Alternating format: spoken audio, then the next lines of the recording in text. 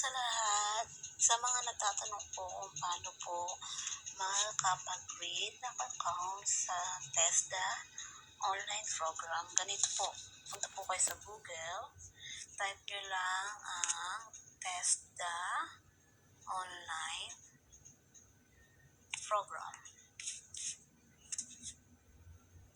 Then, may online program po TESDA online program, click nyo lang po yan.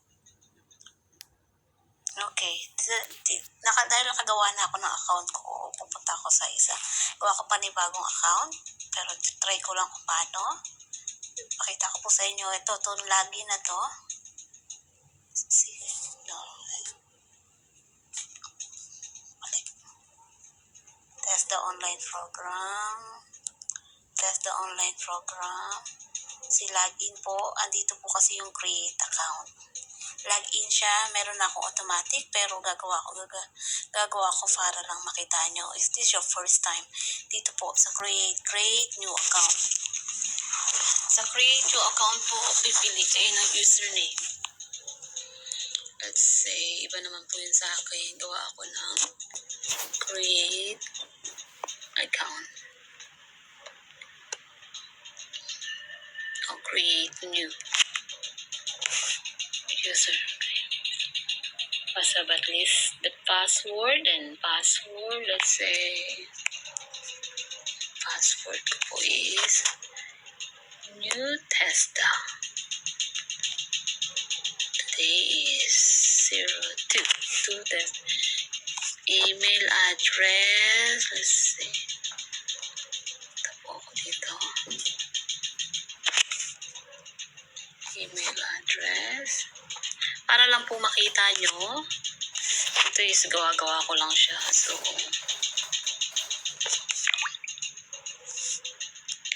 dahil meron na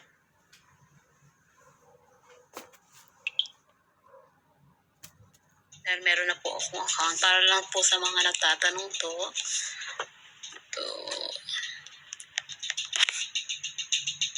Ito po yung address, yung city, kung saan kayo. Mas mainam po ilagay nyo yung totoo. Pero dahil ito po is para lang po magawa. It's just my own.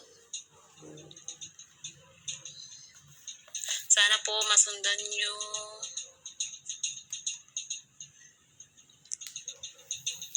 Unemployed po. Pero yung mga employed po, lagay nyo po employed. Sa birthday.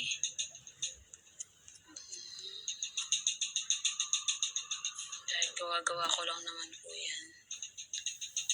Say, 4th grade po. Yung mga nakatapos po ng high school, dito po tayo sa grade 10. Sa mga edad po is 35. May address din po siya, complete mailing address.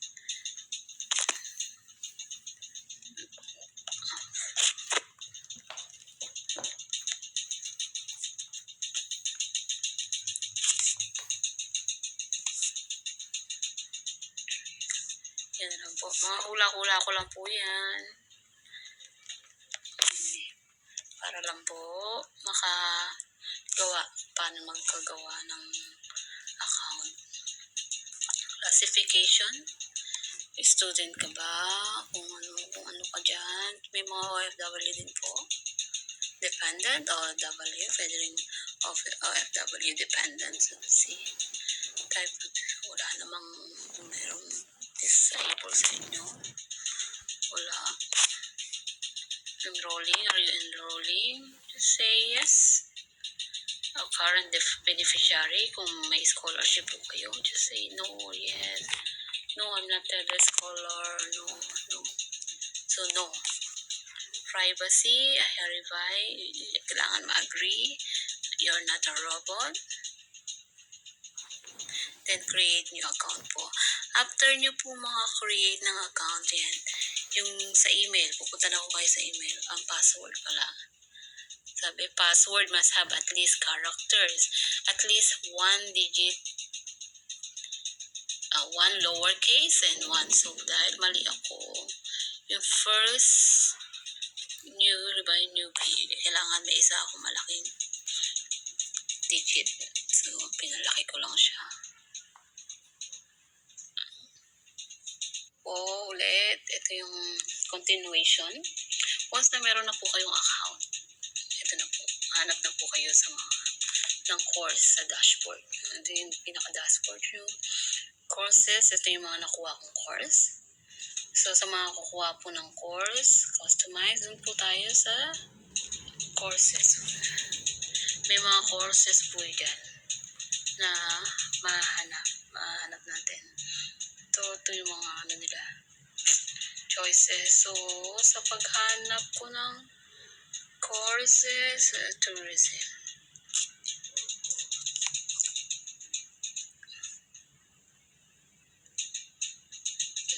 Marami na po siya.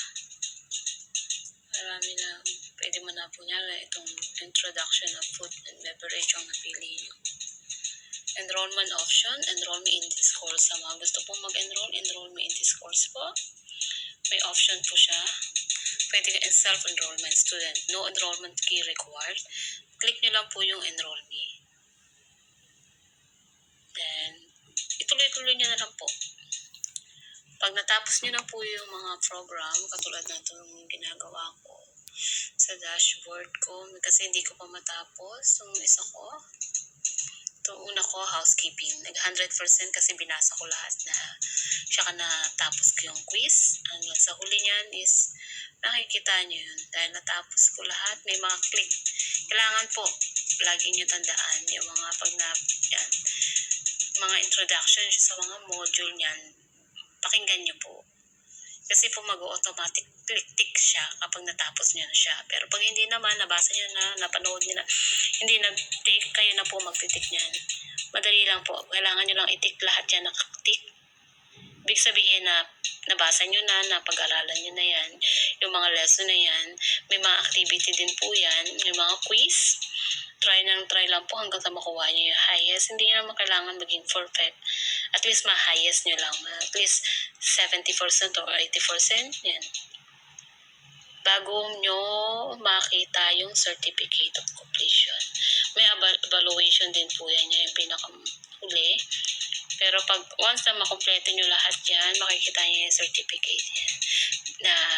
Ng certificate nyo. Andiyan na po. Ito na po. Tapos ito download ko lang siya. So, sa download ko na. Ayan na po.